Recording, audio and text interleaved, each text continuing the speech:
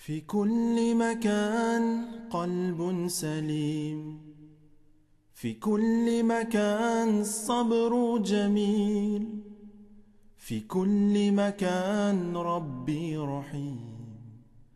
الله معانا في كل مكان، في كل مكان قلب سليم، في كل مكان الصبر جميل، في كل مكان ربي رحيم.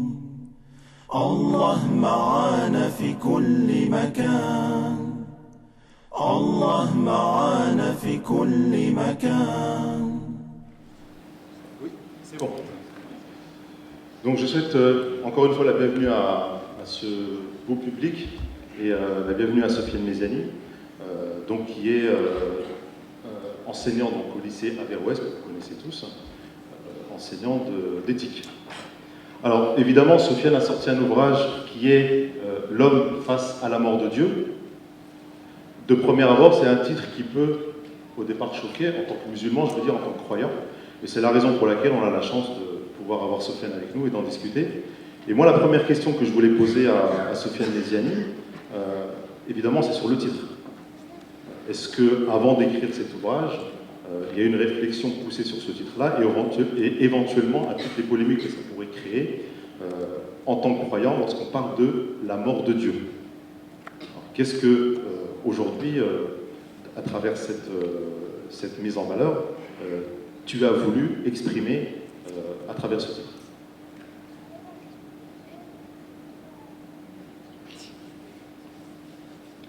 Bien, bismillahirrahmanirrahim. Tout d'abord, merci à l'association Rencontre et Dialogue pour cette invitation et surtout pour me permettre de présenter le livre et notamment de clarifier le titre qui, en effet, a interpellé beaucoup de personnes dans la communauté musulmane.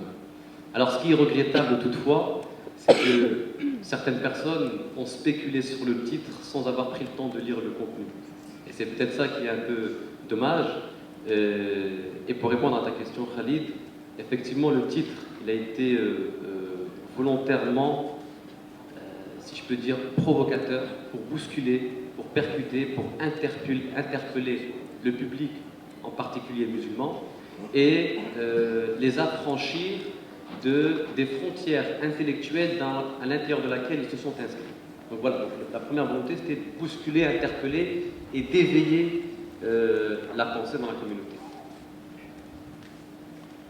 Très bien. Donc développer la conscience critique et c'est vrai la réalité de ce que moi j'ai entendu autour de moi et même dans les commentaires qu'on a pu lire sur les réseaux sociaux, c'est que la plupart des gens évidemment n'avaient pas lu l'intérieur.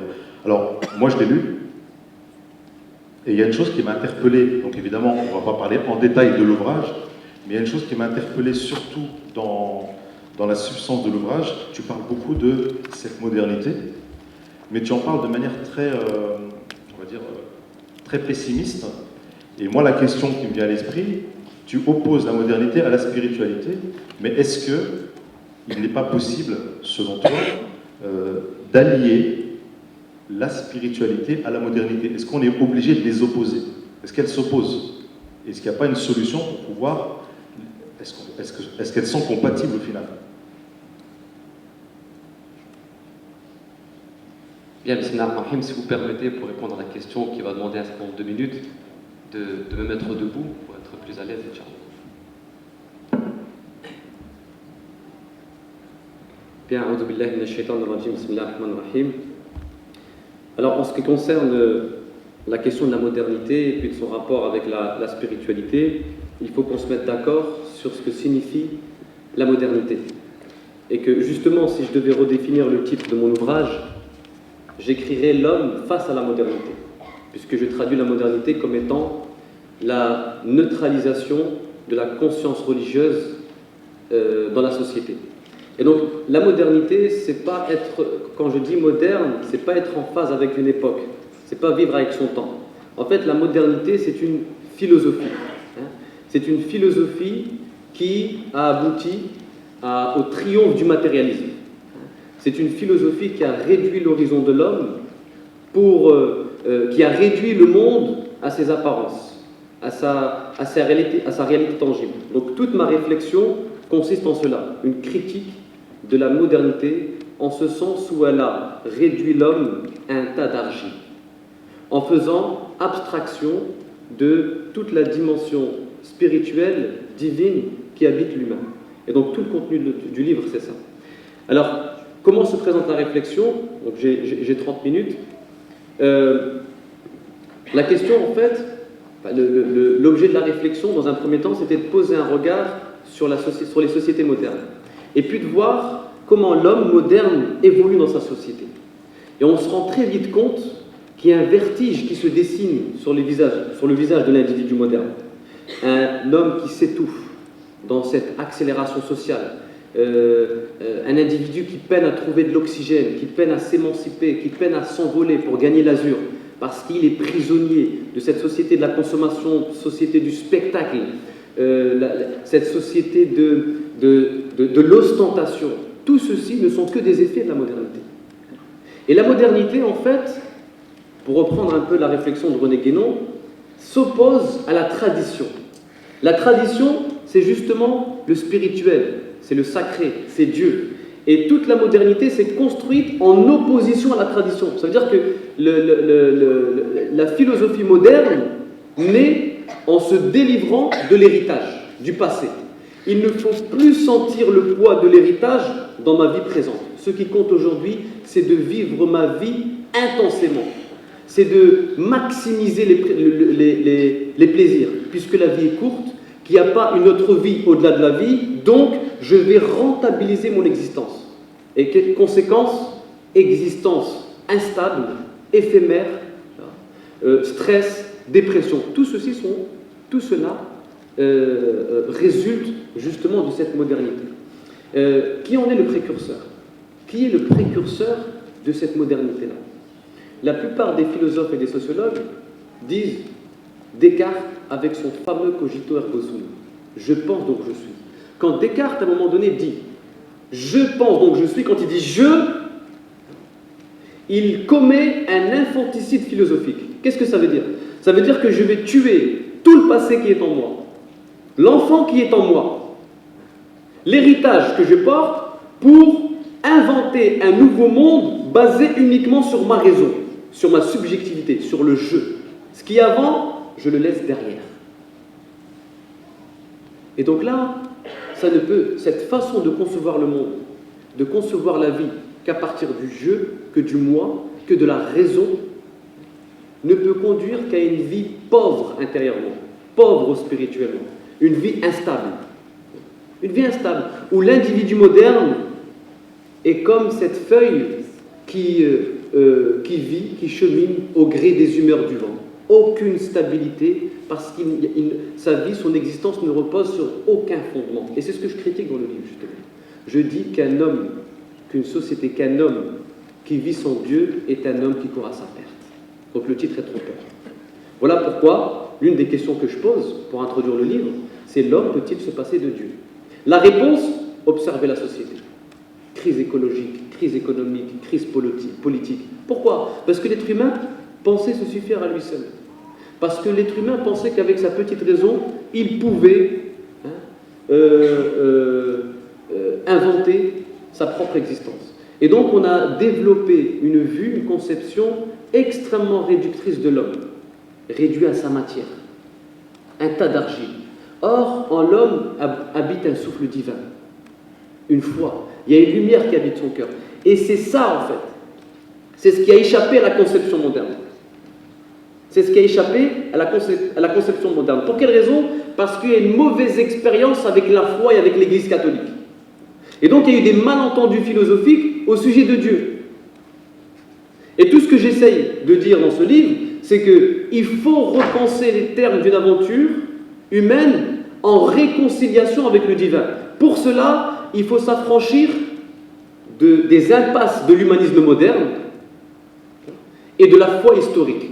Il faut vous affranchir de la grille de lecture historique qui réduit Dieu à une instance religieuse, l'Église catholique. Donc, s'affranchir de cette grille de lecture pour penser une nouvelle aventure humaine en intégrant le sacré, en intégrant Dieu, parce que l'homme ne peut pas se passer de Dieu. On le voit, c'est-à-dire que le spectacle du vertige humain qui habite notre société, les excès, les dérives, montrent, témoignent du fait que l'homme ne peut pas se suffire et ne peut pas se contenter de sa petite raison et de ses petits yeux. Deuxième des choses que je voulais mettre en évidence, c'est que le paradoxe de la modernité, qui voulait justement, qui voulait faire triompher la raison, n'a fait que atténuer, asphyxier l'interrogation, l'étonnement, l'émerveillement devant le monde. Parce que si le monde se réduit à sa réalité, à ce que je vois, si le monde se réduit à ce que je vois, à ce que je touche, à quoi bon se poser des questions? À quoi bon philosopher? À quoi bon s'interroger? Puisque tout est visible, tout est devant mes yeux. Et qu'aujourd'hui, face à l'hypervisibilité du monde, avec les médias, puis tout ceci, les réseaux sociaux, tout devient excessivement visible, eh bien c'est la pensée, c'est la spiritualité qui s'étouffe. S'étouffe. Plus lieu de s'interroger, tout est visible maintenant. Toute l'hypervisibilité de notre société nuit à la santé intellectuelle et spirituelle de l'homme. Voilà pourquoi l'être humain a besoin dans sa vie d'une part d'invisible. Parce que cette part d'invisible, elle stimule son intelligence. Elle le pousse à se poser des questions. Elle le pousse à essayer de comprendre le monde au-delà de ses apparences. Elle le pousse à essayer de pénétrer les choses, le sens des choses au-delà de l'aspect visible. C'est pour ça que nous avons besoin d'une part d'invisible.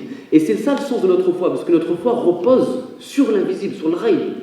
Et que le monde invisible, il a cet impact-là sur la conscience du musulman. C'est qu'il, voilà, ce monde-là, cet invisible te pousse à t'interroger, à cheminer, à voir les choses au-delà de ton intelligence. Que les choses ne se réduisent pas à ta raison. Que les choses ne se réduisent pas à ce que tu as sous le nez. Donc, interroge-toi. Et c'est là où la philosophie prend tout son sens. La philosophie, c'est cette capacité de s'émerveiller, cette capacité de s'étonner devant le spectacle de la création, de s'étonner devant la vie humaine. S'étonner. Mais quand tu dis non, mais tu sais, la vie, elle se réduit à ce que tu vois. C'est tout. Appauvrissement de la pensée et du cœur. Voilà, c'est pour.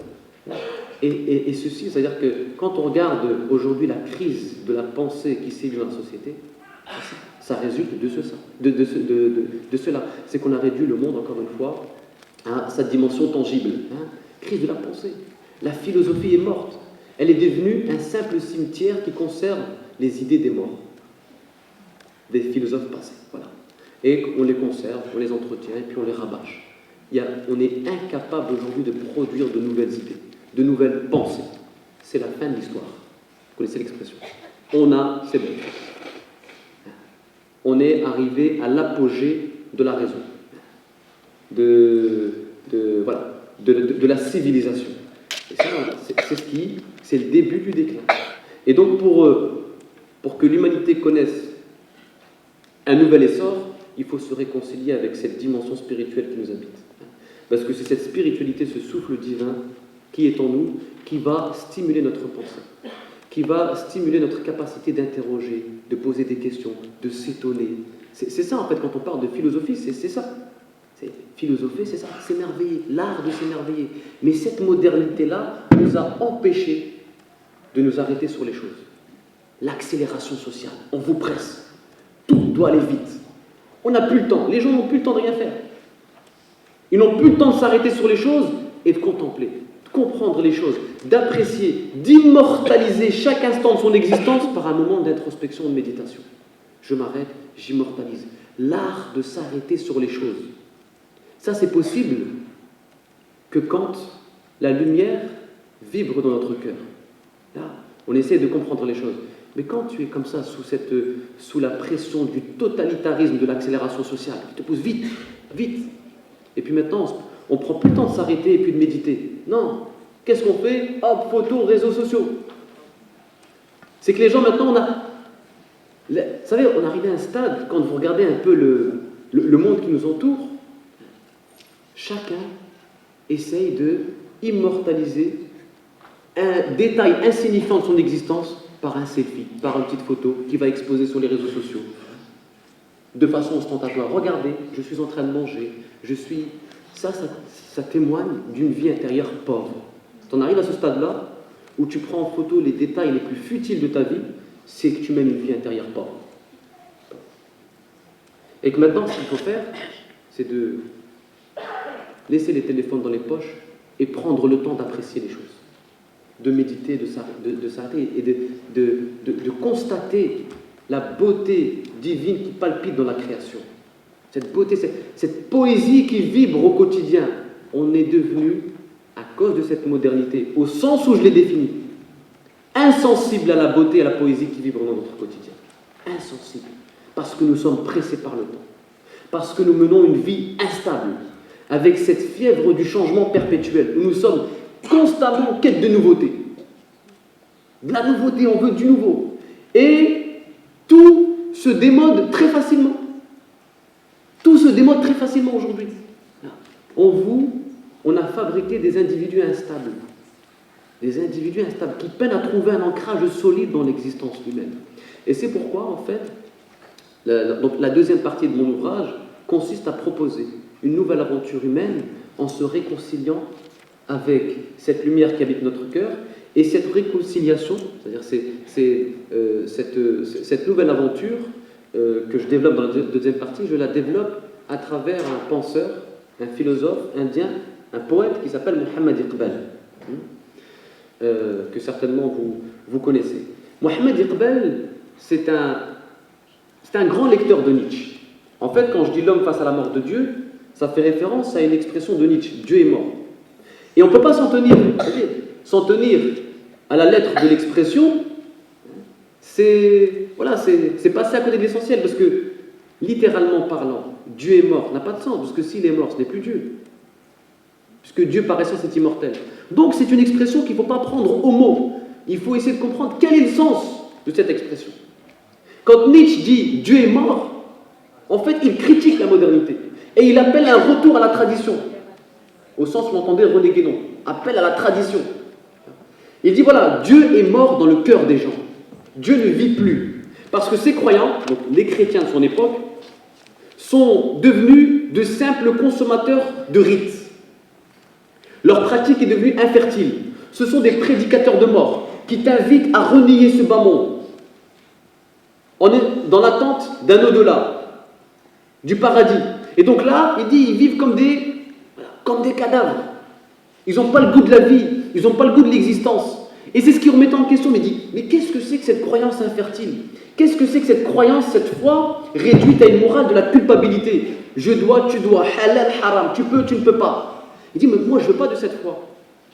Je ne veux pas de cette religion qui réduit l'homme à un ritualisme inerte. Incapable d'essayer de voir les choses plus profondément, de questionner et d'interroger. Parce que chacun d'entre nous ici vit avec un répertoire d'idées toutes faites.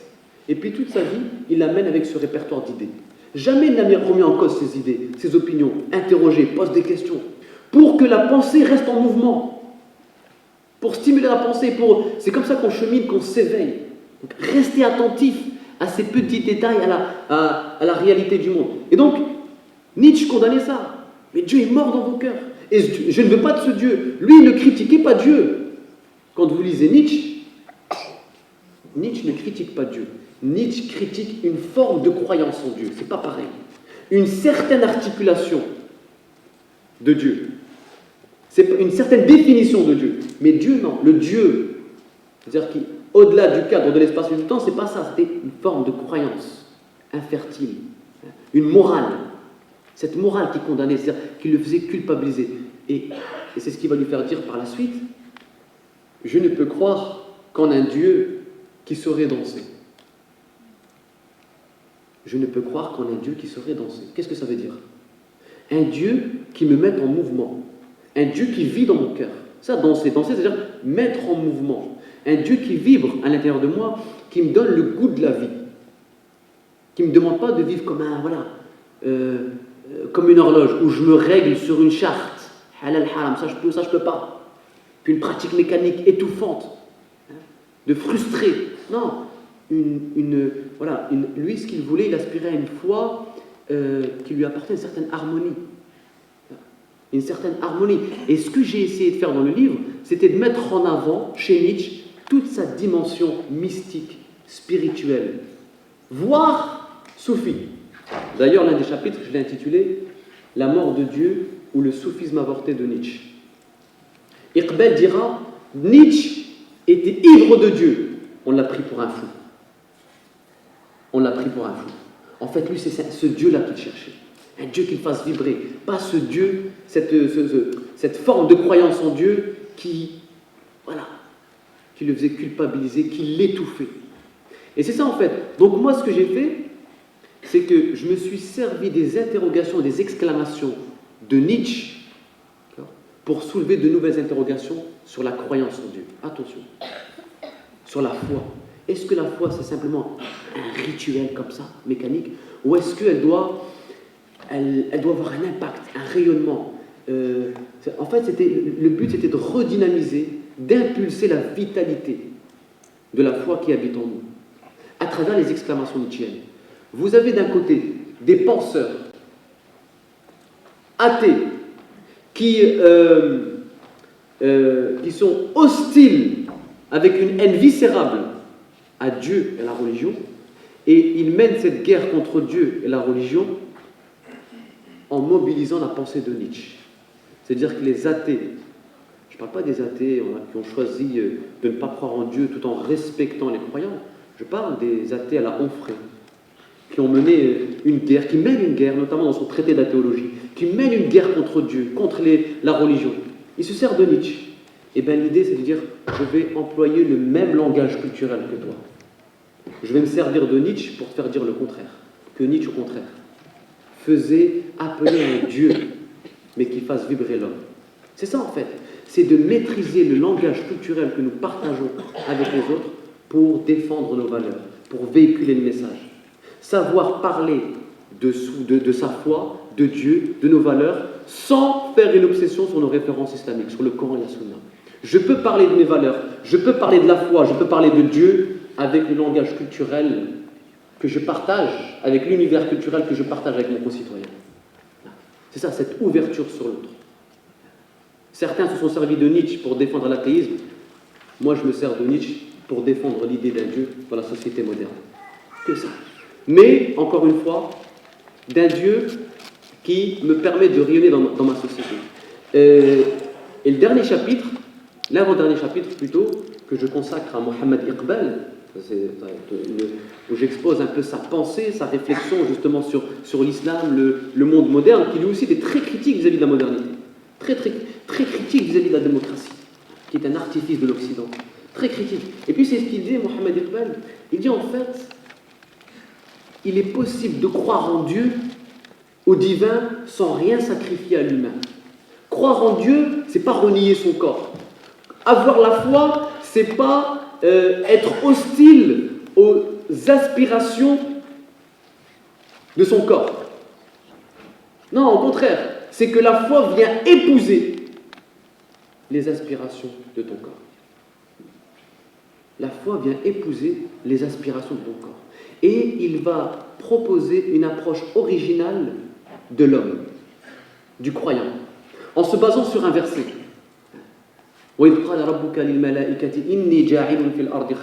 Et quand Dieu dit aux anges, je vais établir sur terre, là il y a plein de traductions, un gérant, un lieutenant, un responsable.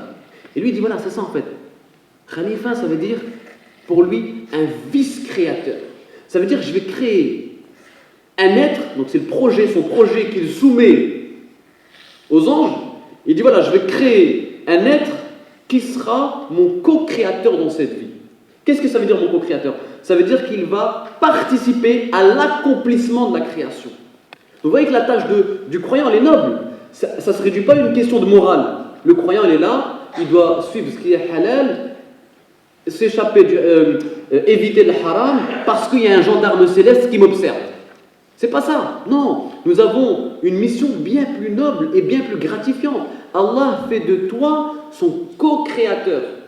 Et Mohammed Iqbal, dans sa poésie, dira « Seigneur, tu as créé la nuit et j'ai fait la lampe. » Ça y est. À mon niveau, j'apporte dans l'accomplissement de la création ma part de créativité. En fait, la foi est là pour stimuler la créativité de l'homme. C'est une foi qui doit être créatrice pour participer à la création. Dieu dit voilà, la création elle est en marche, elle est en mouvement. Je suis constamment à l'œuvre dans la création, constamment à l'œuvre.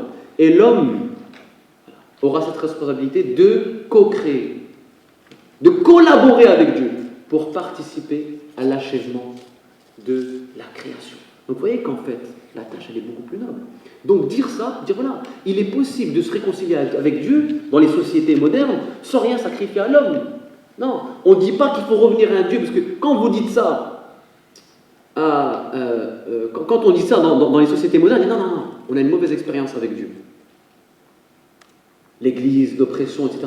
Non, il est possible de penser une nouvelle aventure avec le divin sans sombrer dans ces impasses-là, de la foi historique. De la foi historique. Ou, justement, en fait, développer un humanisme, mais qui intègre Dieu. Développer un humanisme qui intègre Dieu. C'est-à-dire, voilà, en fait, je suis là pour collaborer, pour participer à l'achèvement de la création, pour stimuler ma créativité, pour laisser mon empreinte. Et c'est comme ça qu'on comprend, c'est en ce sens qu'on comprend le verset qui nous dit « Et j'ai honoré le fils d'Adam ». Je l'ai honoré. Comment il nous a honoré? En nous gratifiant par cette mission. Tu vas collaborer avec moi dans l'accomplissement et l'achèvement de la création. Wallahu a'lam wa ahkam. Wa barakallahu fikum. Désolé, j'ai été bref, j'ai essayé de condenser, mais je n'avais que 30 minutes. C'est bien, tu peux rester là pour l'instant, on enchaîne direct. Alors on devait projeter un numéro de portable, je vais vous le donner, utilisez-le avec pondération, parce qu'il y a du monde dans la salle.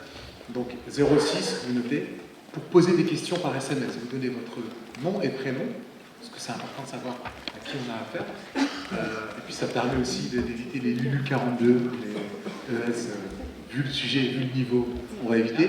Comme vous n'êtes pas obligé d'acheter des livres qu'il y a à voir, vous n'êtes pas tous obligés d'envoyer un SMS pour poser une question, sinon on ne sera pas capable de gérer. Pendant que les gens préparent leurs questions, écrits clairement, synthétique, s'il vous plaît, pas une question en 10 SMS, on ne pourra pas gérer. J'ai une petite question et essaye d'y répondre rapidement. Et on remercie Khalid tout à l'heure qui a fait une amorce, Sofiane. Les théocraties, qui justement n'étaient pas dans une logique de modernité. Récemment, au XXe siècle, les théocraties. Je ne vais pas forcément faire le procès de l'Iran, parce que l'Iran bashing, tout le monde attaque l'Iran, comme tout le monde attaque la Turquie. Ça me gêne. Les exemples de théocratie, c'est pas joli. Tu parlais du passé historique par rapport à ce que la France a eu comme relation avec les religions en France. C'est pas très très joli. La Saint-Barthélemy, le roi qui instrumentalise la religion, les pays arabes qui instrumentalisent la religion. Est-ce que finalement, la modernité, elle n'instrumentalise pas l'histoire pour dire la copie de la religion est trop mauvaise au niveau politique? Donc la modernité vient nettoyer de l'espace politique les théocraties. Je voulais apporter une petite critique de l'Iran sur la révolution islamique. Au niveau de la démocratie, c'est pas top. Alors on peut critiquer la démocratie, mais est-ce qu'il ne faut pas faire attention de ne pas faire le procès global de la démocratie, parce qu'aujourd'hui, malgré toutes les carences, malgré tous les problèmes, la démocratie, c'est un petit peu une bouée de sauvetage. En termes de modèle, au XXIe siècle, qu'est-ce qu'on a d'autre au niveau philosophique? Donc, alors la question est un peu complète. Est-ce qu'on ne va pas remplacer une tare par une autre? Est-ce qu'à un moment, c'est pas trop dangereux de dire les exemples de théocratie en termes d'approche philosophique, de philosophie politique? Moi, j'en fais très souvent un bilan catastrophique de ce qu'ont été les théocraties arabes. En Asie, on n'a pas trop d'exemples parce qu'il y a eu le stalinisme, mais en Europe, on a des exemples de théocratie en Europe qui sont aussi catastrophiques parce que la religion, avec la temporalité, ça a fait des dégâts, des dictatures, etc. etc. Très rapidement, pendant que les gens envoient quelques SMS, bon, et il y a plusieurs questions dans ta question. Ouais, vas-y, essaye de faire en une minute. Je vais essayer en quelques secondes de répondre à ta question. La première des choses, c'est qu'effectivement, la modernité naît en se délivrant du poids du passé, de l'héritage, notamment religieux. Parce qu'encore une fois, je l'ai dit dans l'articulation de mon exposé, il y a une mauvaise expérience avec une instance religieuse, même si, attention, j'ouvre une parenthèse, le Moyen-Âge n'a jamais été ce qu'on nous fait croire dans les livres d'histoire, une période sombre, etc. C'est pas totalement vrai. C'est pas totalement vrai. parce qu'encore une fois, la manière dont on a écrit l'histoire, il y a une dimension idéologique dans l'écriture de l'histoire. On nous fait croire que c'est une marche en avant vers le progrès, l'Antiquité, puis le Moyen-Âge, la Renaissance, les Lumières, et puis hop, l'époque moderne. Tout ce qui est avant est mauvais, tout ce qui va après est bon. Donc c'est la promesse d'un paradis sur terre. Donc la manière dont on a écrit l'histoire, c'est déjà très orienté. Le Moyen-Âge, c'est sombre, et puis les Lumières, c'est... voilà. Non. On a inventé le Moyen-Âge, cette expression-là, juste pour mieux mesurer l'intensité des Lumières. Donc il faut être extrêmement prudent par rapport à ça. La deuxième des choses, alors la démocratie, ce n'est pas une question de démocratie, de théocratie. Moi, ce qui me dérange aujourd'hui, c'est de dire qu'avec la démocratie, on est arrivé à la fin de l'histoire. C'est-à-dire qu'on a atteint le modèle par excellence. Et c'est ça en fait le problème, c'est de dire que la pensée, c'est tout. Elle est plus capable de produire autre chose. C'est là que naît la crise. Vous ne pouvez pas faire mieux que ça. Mais ça, c'est aussi une prétention occidentale. Nous avons développé, produit le modèle par excellence, auquel vous devez tous vous calquer. Donc maintenant, tout va être évolué selon les critères de la démocratie. Tout. On regarde, c'est démocratique ou pas. Non, on évalue. Alors, c'est ça qui me dérange.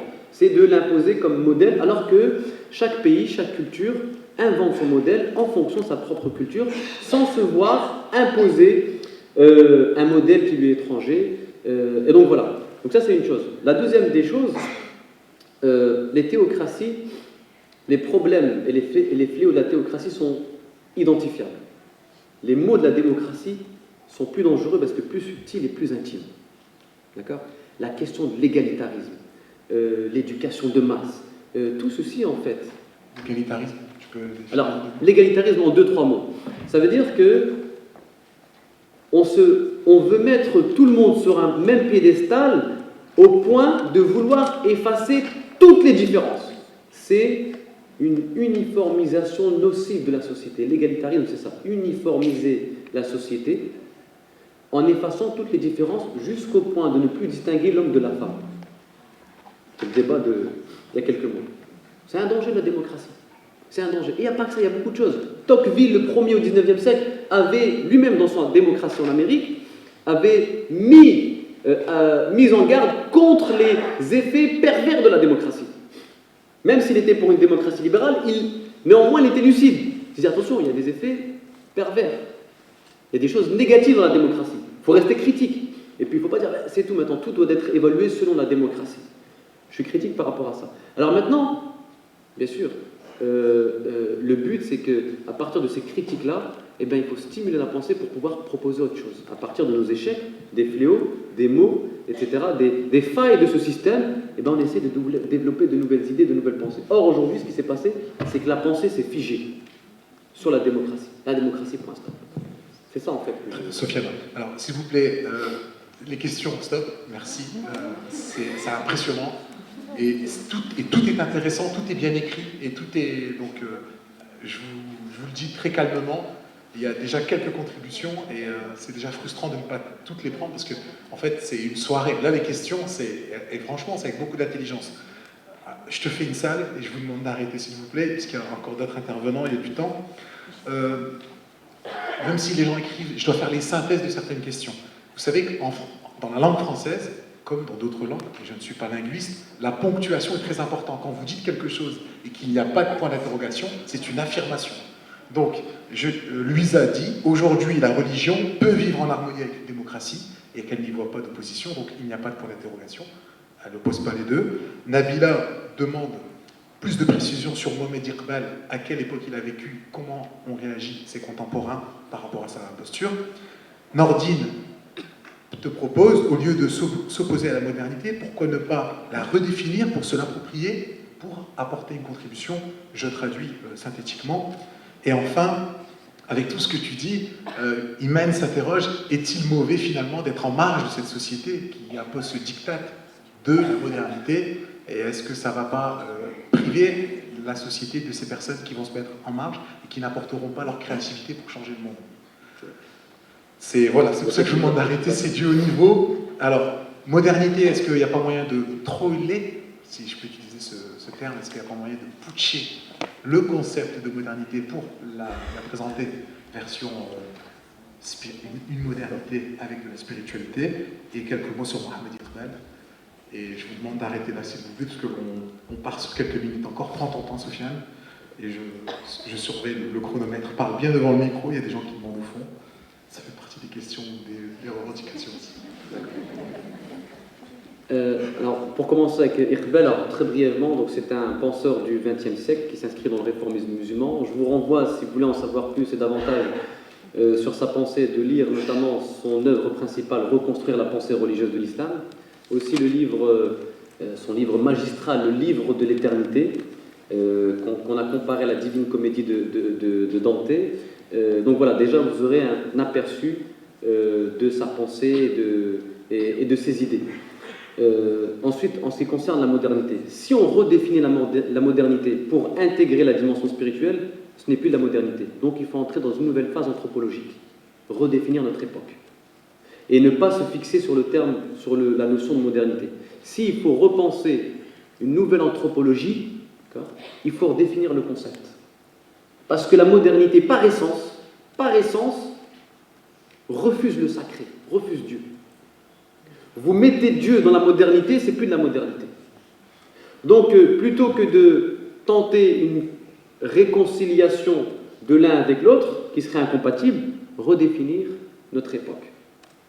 Parce qu'on entre, d'ailleurs, vous savez, nous sommes en train de vivre une phase transitoire qui appelle à renouveler l'anthropologie. Voilà, ça c'est pour répondre très brièvement à la question. Une question. Donc après, c'était est-ce que finalement, avec le tableau un peu noir que tu dresses, est-ce qu'il y a des gens qui vont pas se dire finalement il faut se mettre en marge de la société et, en fait, de mon point de vue, ce qu'il faut, c'est pas forcément se mettre en marge. Mais là, je reprends l'expression d'Edgar Morin, mais de pratiquer une politique de décélération.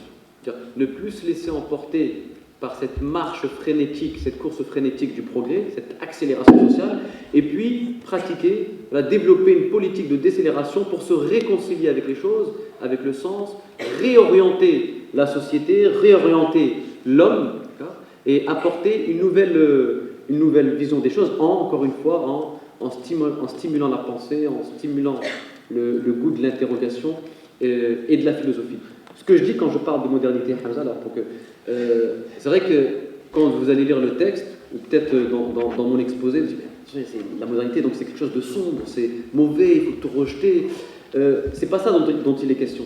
En fait, ce que j'ai essayé de faire, c'est interpeller, percuter, ouvrir les yeux de l'individu moderne, du consommateur. Parce que nous sommes tellement absorbés par cette société de la consommation, du spectacle, etc., qu'on n'arrive plus à prendre de la hauteur, à s'élever pour avoir un regard un peu plus dégagé sur le monde qui nous entoure. Nous sommes devenus des idolâtres de l'actualité. On relaie de plus en plus d'informations et on diffuse de moins en moins de sens. Et c'est ce qui me pose problème en particulier. C'est-à-dire que nous sommes devenus, on est à fond dans l'actualité, on est dans le feu de l'action, nous sommes prisonniers des images qui défilent sur nos écrans et on ne sait plus prendre du recul, puis s'interroger, et puis de faire ce qu'a fait le prophète à un moment donné de sa vie. Arrivé à l'âge de 40 ans, il dit, tiens, je vais prendre du recul vis-à-vis de ma communauté, de la Mecque, du bruit de la Mecque. Et il s'isole à l'intérieur d'une grotte pour justement questionner,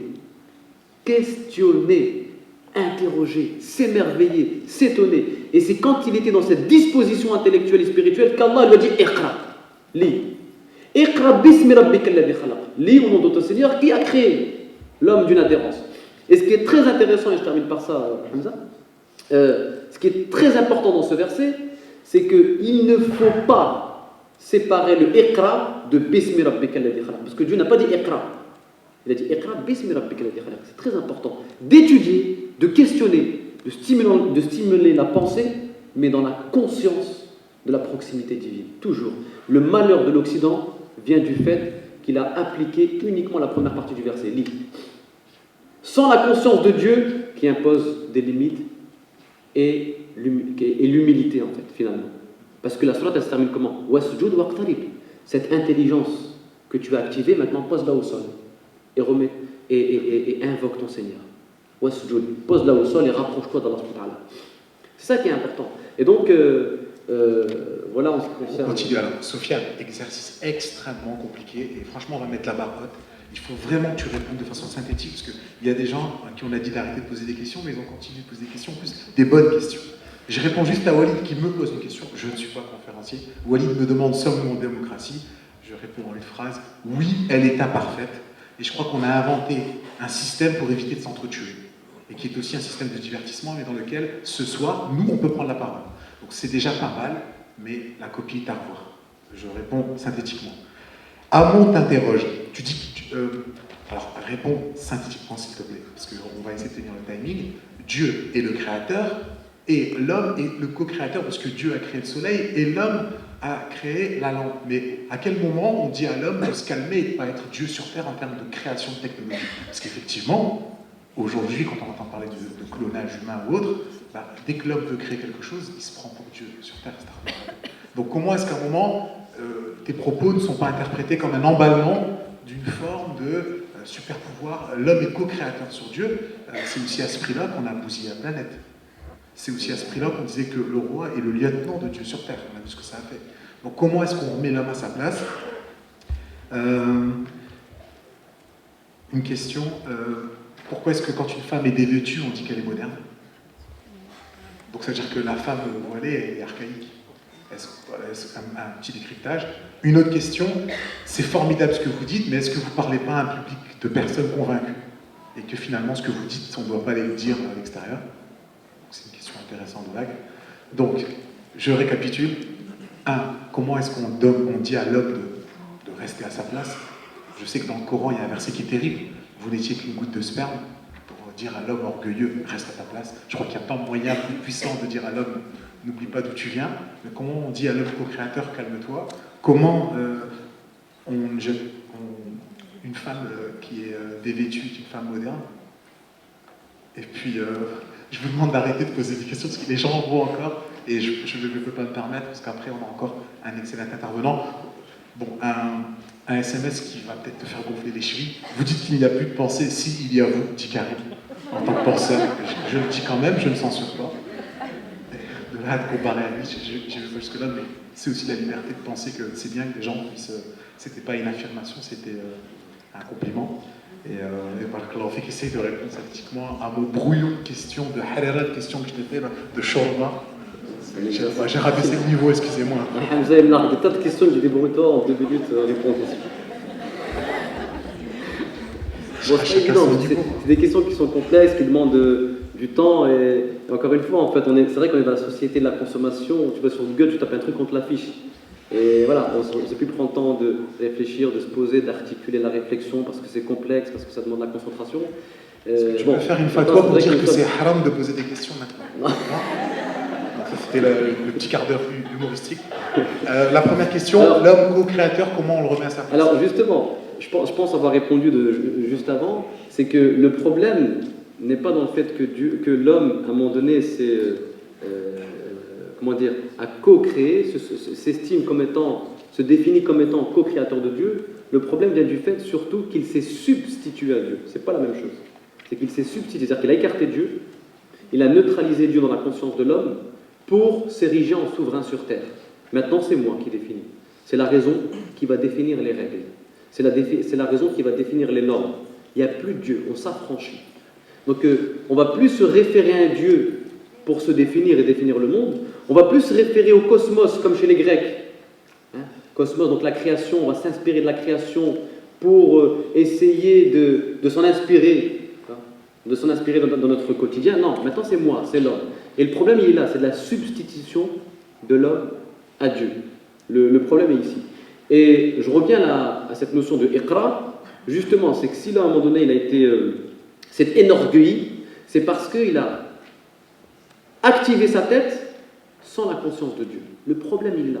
Donc, pour ne pas se substituer à Allah, pour ne pas se faire passer et devenir prétentieux sur terre, avoir cette humilité. Prier 5 fois par jour. Parce que la prière nous rappelle cette humilité. Elle nous rappelle qu'il y a un cadre, il y a un univers qui dépasse le cadre du monde sensible, du monde intellectuel. Cette prière nous rappelle cette évidence. Ça veut dire que je vais, en posant le front, dire ma relativité devant l'absolu. je vais dire ma relativité humaine devant l'absolu. Donc ça, c'est Pourquoi pour une femme dévêtue est-elle moderne? Alors, ça, encore une fois, on est dans des paradigmes, des critères, c'est-à-dire c'est très subjectif. Et c'est parce qu'en fait, si vous voulez, il y a des préjugés, des stéréotypes sur la religion. Hein, et donc, tout va se définir. La modernité, en fait, elle va tout définir, même la tenue vestimentaire, en opposition à la religion. C'est ça. Tout, en fait, la modernité, se construit en s'opposant à la religion. Si la religion dit que la tenue vestimentaire c'est ça, et donc nous on va dire que la modernité c'est ça. C'est s'habiller de manière inverse, opposée. Je ne sais pas si vous comprenez ce que je veux dire. Donc voilà pour cette question. Après, il y a d'autres questions, mais c'est compliqué de répondre à... Parce que, effectivement, on va garder vos questions parce qu'elles sont importantes et franchement elles sont toutes intéressantes.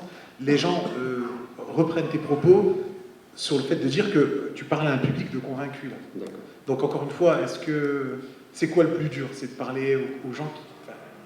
Est-ce qu'il y a des gens... je ne vais pas lancer une question, mais j'aurais peut-être pu relancer un type de question sur des désaccords, parce que là, la salle acquiesce ce que tu dis, et en même temps, elle dit qu'il y a un danger dans le raisonnement qui consiste à dire que si l'homme est co-créateur, eh ben, l'homme est au centre de la technologie, donc l'homme c'est la modernité. Donc comment il est risqué d'instrumentaliser ton argumentation sur l'homme est co-créateur pour ne pas installer un homme technologique? D'accord. En fait, le problème, encore une fois, ne réside pas dans la technologie, dans tous ces, dans le matériel. Le problème n'est pas là. En fait, il n'y a pas de problème avec la technologie. Le problème est dans le sens que nous donnons à la technique. Hein. L'essence de la technique, c'est toute la réflexion de Martin Heidegger. C'est que quel sens, quelle finalité on donne à la technique et à la technologie. Donc, en fait, tout simplement, pour dire les choses très simplement... Pas toute la technique, critique, il y a plusieurs questions, Sofiane, je te coupe, plusieurs questions, dont Loubna qui dit pas toute la modernité. Genre le fait d'avoir une opération à cœur ouvert ou des choses qui vont sauver des vies, on est bien d'accord sur le fait que tu ne fais pas le procès de toute la démocratie comme tu ne fais pas le procès de toute la modernité. Plusieurs questions en ce sens. Alors, je veux nuancer encore une fois, parce que c'est un peu difficile de condenser la réflexion, mais moi je suis critique vis-à-vis de la modernité en tant qu'état d'esprit, en tant que philosophie. Au-delà du bien-être qu'elle a pu apporter à la société, bien entendu. Elle a peut-être apporté de bonnes choses, hein, des choses qui ont participé au confort matériel de la vie humaine. Moi, ce que je critique, philosophiquement, c'est l'état d'esprit, le moteur hein, qui régule la modernité. C'est ça, c'est le moteur, ce rationalisme, ce matérialisme, c'est ça que je critique. Quant à la technologie, aux inventions, etc., c'est pas ça en fait qui est critiqué. C'est l'usage qu'on en fait au nom de cette modernité. C'est l'usage qu'on fait de cette technique au nom de la modernité. Avant, on avait une technologie qui, quand elle est arrivée dans les années 50 et 60, elle a créé l'âge de la pollution, mais il y avait l'aspirateur, le lave-vaisselle, l'ordinateur qui facilitaient un peu la vie quotidienne en Occident. Aujourd'hui, les nouvelles technologies, elles ne facilitent pas ou libèrent du temps, elles aliènent. Est-ce que ce n'est pas un des travers de la modernité? Cette technologie qui fait qu'un adolescent, comme moi, a le visage courbé sur son portable plusieurs heures par jour. Est-ce que c'est pas, est-ce qu'on ne regrette pas la modernité, la technologie qui libérait du temps, de l'énergie, qui facilitait un peu la vie quotidienne, avec aujourd'hui une technologie qui est aliène? Exactement. C'est tout à fait ça en fait. C'est exactement ça.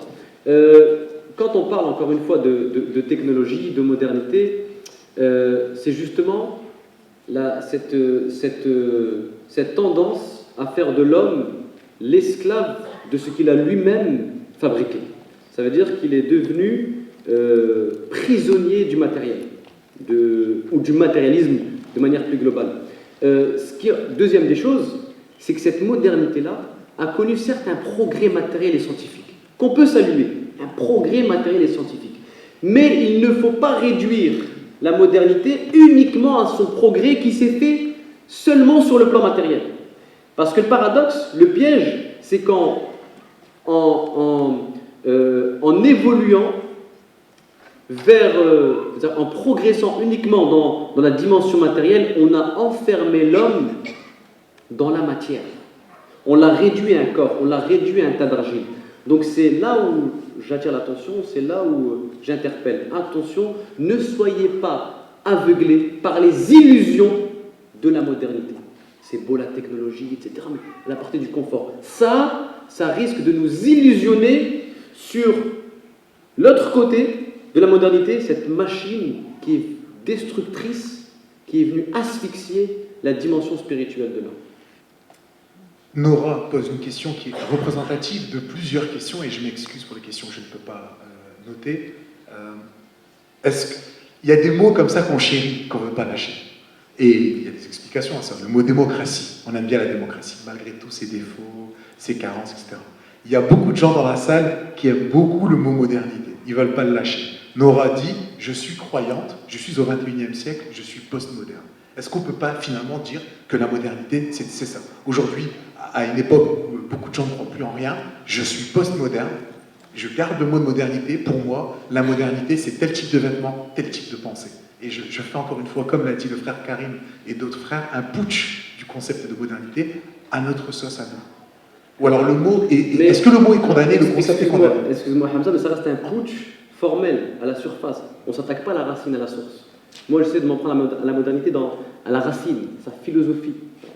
C'est le moteur qui l'anime. C'est ça, en fait. Sinon, on va rester justement... Le mot, est-ce que le mot est condamné? Je ne parle pas du concept, tu l'as bien expliqué d'un point de vue philosophique. Mais est-ce que même pour toi, le mot est à bannir? Est-ce qu'on va jusqu'à là? Tellement il est gangréné par ce que tu as expliqué sur le... Moi, ce qui me dérange, et c'est intéressant cette question, c'est le fait de se figer sur une chose et avoir du mal à s'en affranchir. On nous a tellement inculqué la modernité dans l'esprit, c'est comme ça, il faut penser moderne, il faut être la modernité, parce que... Et puis on a du mal à s'en affranchir.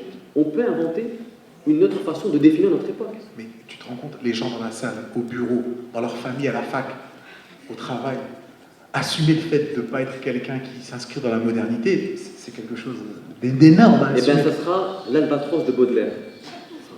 Quelqu'un d'incompris.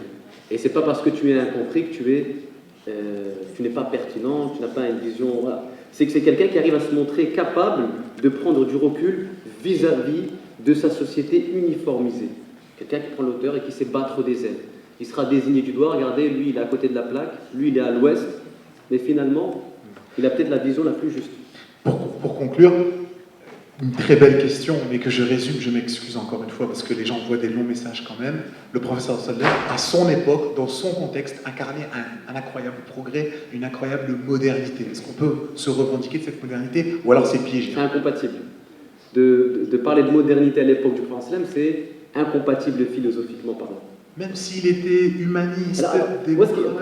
Pourquoi essayer de tout comprendre, de tout interpréter sous l'angle de la modernité? Parce qu'on est, nous, on est français, nous, ici, on est des occidentaux, donc on a cette grille de lecture. L'un des pièges dans lesquels sont tombés un certain nombre de penseurs musulmans, c'est d'avoir interprété le Coran uniquement sous l'angle de l'anthropologie moderne. Ça veut dire qu'ils ont réduit, ça veut dire que la rationalité moderne est devenue l'instrument de mesure à travers laquelle ils ont interpréter et commenter le Coran. Voilà. Et ça a été une des Sofiane, les gens dans la salle, ce n'est pas des Indiens Guarani. Ils ne viennent pas du désert de Gobi. On est français, profondément. On est musulmans, on est des êtres humains, on est des occidentaux. On a cette grille de lecture, mais ne serait-ce que linguistique. Pour nous, la modernité, ça veut dire des choses, même si on combat le concept philosophique qui nous impose une modernité sans Dieu, mais tu ne peux pas reprocher aux gens dans la salle d'être anthropologiquement des Français, des Occidentaux, qui ont cette grille de lecture de comment on fait. C'est une performance qui me paraît, moi personnellement, qui me dépasse. Comment on fait? On parle à des Français, là, on est Français. Même s'il y a des Belges qui viennent d'arriver. Je n'ai pas dit qu'il était plus français. On salue le professeur Marie qui nous a rejoint. Il y a des Belges. C'est pas ce que j'ai dit. Mais, alors, on est Français, on est des Occidentaux. Oui, mais je pense qu'il ne faut pas mélanger les concepts de citoyenneté, de français, d'occidental, de moderne. Je pense là, on a des espèces de confusion qui risquent de nous noyer dans un... Je m'excuse, c'est mon niveau. Alors, c'est pas la même chose. Moi, j'étais en train de mener une critique qui se veut créatrice de la modernité, à sa racine, de s'en prendre à sa racine, en tant que moteur qui est venu détruire, anéantir, neutraliser la conscience religieuse. C'est ce que je disais dans un premier temps. Maintenant, nous avons une grille de lecture, c'est-à-dire que tout est analysé, tout est interprété, tout est perçu que sous l'angle de la modernité. Est-il possible aujourd'hui de s'affranchir de cette grille de lecture? C'est la question que je pose. J'ai été confus et brouillon dans ma question. Non, Si, parce que j'ai mélangé la psychologie, l'anthropologie, la citoyenneté. Je vais être cartésien. Nous sommes français et nous sommes des occidentaux, pour la plupart d'entre nous. Comment s'affranchir d'une grille de lecture qui est le fruit du parcours de notre éducation au niveau de notre identité? Parce que déjà, on parle français, parce qu'on a peut-être du mal à s'exprimer dans une autre langue. Donc, même la lecture historique de l'histoire de l'islam, on l'a en tant que français. Comment, et ce sera la dernière question, on peut s'affranchir d'une grille de lecture qui est le fruit de notre anthropologie? Et là, ça, c'est cartésien comme question. Et je veux que tu conclues, essaye de faire une conclusion synthétique. Et c'est très important parce que là, on prend vraiment de la hauteur en matière d'exercice philosophique. Très bien. Alors, on s'affranchit, alors pour faire très vite, s'affranchir d'une grille de lecture, c'est tout simplement, dans un premier temps, remettre en question, remettre en cause, s'interroger sur notre univers de référence, notre univers culturel. Poser des questions. Je pense que c'est en posant des questions, en bousculant, que nous parviendrons à nous affranchir de nos idées reçues, de nos idées préétablies. Parce que l'être humain aujourd'hui, le consommateur aujourd'hui, vit, encore une fois, je vous l'ai dit, avec un récipient d'idées qui stagne dans son esprit. Et vous savez, les idées, c'est comme l'eau.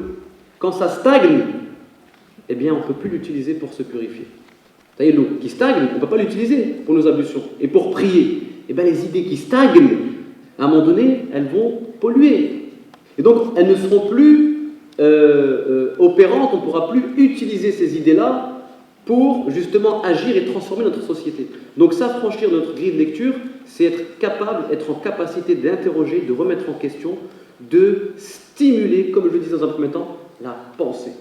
Et qu'aujourd'hui, l'un des grands problèmes qui est à l'origine de la plupart des crises que nous connaissons, c'est la défaite, et là je reprends l'expression de Finkielkraut, c'est la défaite de la pensée. C'est la défaite de la pensée. On a cessé de penser pour se contenter de vivre avec des idées mortes, voire mortelles, comme dirait Malek Benabi. Wallahu a'lam. Barakallahu fik, Sofiane. On te remercie profondément.